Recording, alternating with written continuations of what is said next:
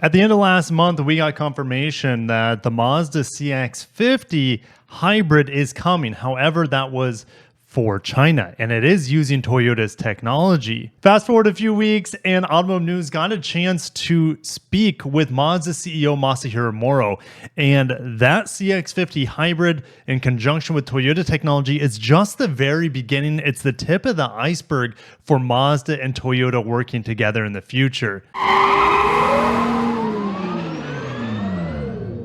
If you guys are excited for Mazda to work with Toyota, smash a like button and make sure you subscribe because this is going to be an evolving story. He says they are going to start pretty slow with EVs, not with timing. So they're on track with releasing new EVs, but in terms of mass production EVs, it looks like it's going to be a slow ramp up for Mazda. And this is where it gets pretty exciting, guys, because we got some further interesting details on their technology, the Toyota collaboration with it. So let's get into the powertrain. So they want two different powertrain platforms, or two platforms. So let's start with their scalable platform. They want to make their scalable platform lighter, and they have three motor sizes: high power, mid, and low power. But if you use the high power motor, it requires a lot of battery capacity, which makes the vehicle heavier and more expensive. Now, what they're calling a high power motor is not what we would consider a high power motor here in the United States. A high power motor for Mazda is 110 kilowatts. That's about 150 horsepower. Now, if you have two of those, 300 horsepower, that's a lot of power. That's far more power than what we see in pretty much the entire Mazda lineup, other than the CX-90, right? And they're looking at 70, 80, 90, and 110 kilowatt power ranges for the motors. Mazda's Mazda division, and it was just established in November, and it has about 100 people in Mazda's dedicated electric vehicle platform division, and they want to produce and develop the EV from Japan, so not in North America. So that means it would not qualify for the EV tax credit, and that would be in phase 2 from 2025 to 2027. They are also considering adding North American production in phase 3 from 2028. Now, where would they make that? Well, they have the Mexico plants. They also have the plant with Toyota in Alabama. That's the only North American plants that they have. Could they use Toyota to build EVs for them? Of course. Subaru's doing it, right, with the Solterra and the upcoming 3-row crossover. So Mazda could get in on that if they want to, but I think they want to do it a little bit more purposefully. I don't think they want to rely on Toyota that much. Essentially rebadging, I think they want to go their own way. So I would assume in 2028 that would be from their own plants. All right, so what kind of EV lineup does Mazda want? Moro said they're trying to prepare for 7 or 8 battery electric vehicles globally by 2030. How many of those would be in the United States? Half of that would be my guess. That might even be too much, maybe 2 or 3 models. You know, he says everyone's making low height crossovers because of the low drag coefficient. It improves range, but Mazda's saying he wants to introduce a nice looking SUV with more of an SUV look. You can say Kia is kind of doing that right now. The Volvo EX90 is kind of doing that traditional SUV look. I think that's where Mazda wants to go. The more the boxy 3-row crossover sort of styling. He knows that the CX-90 is getting, I see new ones on the road all the time down here. It's selling really well for them. So I think it sounds like he would like to make a battery electric CX-90 sort of vehicle for North America, but time will tell. And he says we actually have technology to decrease drag coefficient through flow analysis details, and they have come up with a smart solution. And that is going to be their secret. So they have some proprietary elite technology here, in theory, that is going to lower the drag coefficient. We know Toyota recently has reached out, to Mitsubishi, to use some of their hypersonic missile technology, which creates kind of like a force field bubble around the car. So you're not traveling through air at that. You don't have any wind resistance. You just have tire resistance. You create a vacuum. That sounds like, spaceships sort of stuff. So That could be happening for Mazda as well, but maybe they have something else that they have up their sleeve.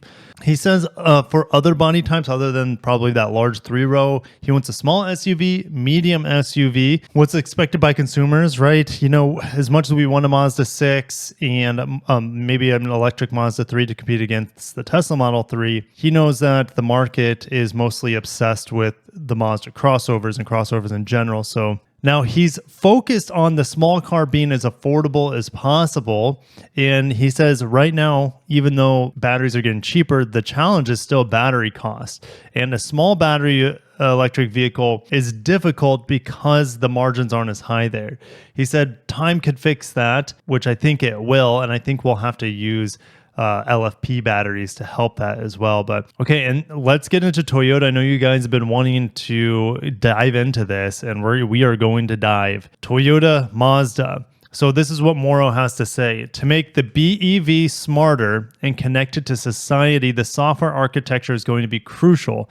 Mazda's been working with Toyota for its electrical software architecture. Almost 90% of it will be in common with Toyota. That includes the operating system and the hardware. He says that stuff is enormously resource intensive to develop, the software and the hardware, of course. And Mazda doesn't want to do that alone. They don't have the finances to do that alone. So they are going to be using Toyota's Arene software in their battery electric vehicles. But not only that, they'll be using the Blue Nexus inverters and motors as well, more than likely, because they're saying the hardware, which doesn't mean, you know, battery electric vehicles, they are pretty simple. So maybe the computer hardware is going to be similar. They did say that they are trying to develop those motor, what was it, like 60, 70, 80, 90, 110 kilowatt motors. And when should we expect Arene from Mazda? It looks like August 2026 is what he has. That's a pretty specific, well, he's saying that's Toyota's launch timing as he understands it. That's probably for the LFZC, the Lexus Next Gen. But I'm hearing Arene is also, like Arene Light, like a not fully featured Arene, is going to be in the launch of the new RAV4, which is not battery electric. Well, not entirely in theory. It's supposed to be hybrid with plug-in hybrid and potential battery electric capabilities as well. So Arene, I think we'll see in 2025, as early as a year before we see it in a battery electric vehicle. And with Mazda using Toyota software and hardware, they're saving about 70-80% of their total investment. Now, if you're worried if Toyota is going to be letting Mazda use its next-gen platform with gigacasting and whatnot, doesn't look like it. Moro says, at the moment in time, we don't plan on sharing hardware from the next-gen EV platform. They're saying, he says, Mazda wants to be an independent brand. Okay, so even though you might have the same software, right? All of the phones either use iOS or Android. I think that's going to be the same with cars. You're going to have commonality with operating systems and software and whatnot. And then the hardware, the cameras, well, I'm talking about phones, the cameras, the processors, etc., the modems are all going to be a little bit different. And that's going to be the same thing with electric cars. Morris says in the past, he would have said this is a competitive area when it comes to software, but now it is a collaborative area. And they're in the phase of where the definition is changing big time. And he's very open to working with other companies. So we know Toyota has, I think, about 5.1% stake in Mazda, but Mazda still has the ability to reach out and do what they want to do as an independent company. So Mazda is anticipating 25 to 40% of BEVs as its global sales in 2030, but he says at this point, nobody knows. He says everyone right now is scaling back investment and pushing back timelines. The current trajectory may result in lower percentage of that range, but no one really knows. But the big hype right now in the market isn't electric vehicles. That's cooling off. Hybrids are gaining more traction than ever before. They're the fastest selling type of vehicle currently in the US market. Hybrids are driving big growth currently. Currently, the only hybrid in America is the plug-in hybrid CX-90. That'll change with the plug-in hybrid CX-70. The MX-30 is getting killed at the end of this year, or already has been. I don't know if any of them are being sold. Since they only have one electrified model, essentially with the plug-in hybrid, it is only about 1.9% of of Mazda's sales. He says for the CX-50, Mazda is expecting a hybrid version to account for 20 to 25% of sales when it is added as an option. Of course, they don't tell us when it is going to be added as an option, but the Mazda CX-50, think of it as the RAV4 hybrid's powertrain, like 220 horsepower or so, of only 20 to 25% of the CX-50s will be hybrid.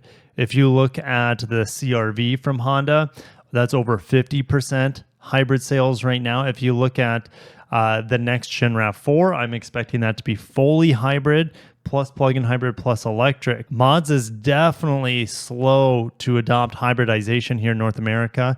Maybe a little bit slower than they should be because of the incredible demand for hybrids and plug-in hybrids right now. Now, Mazda is actually working with 3 battery suppliers, one of them being Toyota's own joint venture with Panasonic called Prime Planet Energy and Solutions. And those plug-in hybrid batteries are found in the CX-90. Mazda is also working with Panasonic directly, which is a great idea because in North America, they're setting up a big plant in Kansas. So they could be using batteries for North American products, absolutely, from that Panasonic Kansas plant. And they're also working with Envision AESC in Japan. It's based in Japan. It's owned by Chinese companies, though. And I believe they are actually having a plant being built in North America. I think Nissan really likes working with them. It actually used to be a part of Nissan AESC, and then it got spun off and bought out. Now, Mazda's been on a tear this past year. They could set a production, well, maybe sales record here in North America, and that momentum will continue until the end of the decade as they transition into up to 40% electrified vehicles or fully battery electric by 2030. And in North America, when you include Mexico, Canada, Mazda's hoping to sell 500,000 units. And in 2025, they think they can hit 600,000 units in North America. Mexico has hit a record already this year with 76,000 units, and it is actually larger than Canada for the first time ever. And in 2025, they could hit 1.6 million sales globally. They said it was going to be around 1.8, but they're kind of stepping back and retracting from the Chinese market. Look, we know Mitsubishi completely bailed out of the Chinese market. There's just no money to be made there, especially when the Chinese government's shelling out money for no particular reason other than to serve its own interests to its own Chinese automakers and not the foreign ones. So, and they're expecting maybe a small decrease in sales in Japan, China, and Europe, but US sales are going to continue to increase, and 40% of their 1.6 million in 2025 is going to be from North America. This is what Mazda is saying about EV and EV growth in America, especially. Moro is saying that there's a massive difference between what the U.S. government wants, well, should I say the current administration wants, and what the consumers want, the general public want from their products, their cars. Moro is saying he wants to lower CO2 emissions, but he wants, kind of like Toyota, he wants a multi-pronged approach. He says EVs are being heavily focused on across the industry. Unfortunately, consumers are looking at alternative options, especially here in the United States, right, than battery electric vehicles. And between now and 2030 is the dawn of period of electrification. He says there's going to be lots of up and downs, lots of bumps along the way. Well, we're already seeing lots of bumps. The F-150 Lightning, for example, they hired a third shift. They saw the demand drop, so they furloughed like 700 employees. That's just one example, but it's happening through all manufacturers. Pulling back the production rates and expansion rates of new factories. Look at Tesla. They're like, hey, we're not going to start on the Mexico plant anytime soon because of the uncertainty, not only in the economy, but also the uncertainty in the adoption rates of battery electric vehicles. What are your thoughts about Mazda's slow to adopt electrification? At least for battery electrics, like I said, I think it's a genius idea, and they're going to be hinging on Toyota's technology and Panasonic's technology, and as well as other suppliers that Toyota really heavily invests in, like Denso and Aishin. Mazda's just going to be like in the background saying, hey, you guys kind of do the work and the software, we'll help, we'll put in our inputs, we'll do what we can, but that really cuts costs for them. And for hybrids, We want more Mazda hybrids, more plug-in hybrid Mazdas. I think they would do really well here in North America. We know that there's a big demand still for the CX-90, and I still haven't driven the CX-90 plug-in hybrid, but from the people I have spoken to that have driven it, say that the plug-in hybrid's a better, more refined experience compared to the inline six. So I want to thank you guys for watching. Mazda, I'm excited. It's probably, Mazda for me is the most exciting Japanese brand most of the time. They're the little guy. They provide fun to drive cars, gorgeous vehicles, high quality as well, really great build quality, great materials. And I can't wait to see what they do even more so with Toyota. I think it will help them out and bring us even more exciting cars even faster in the future. Thank you guys. I'll catch you in the next one. Have a great day and peace out.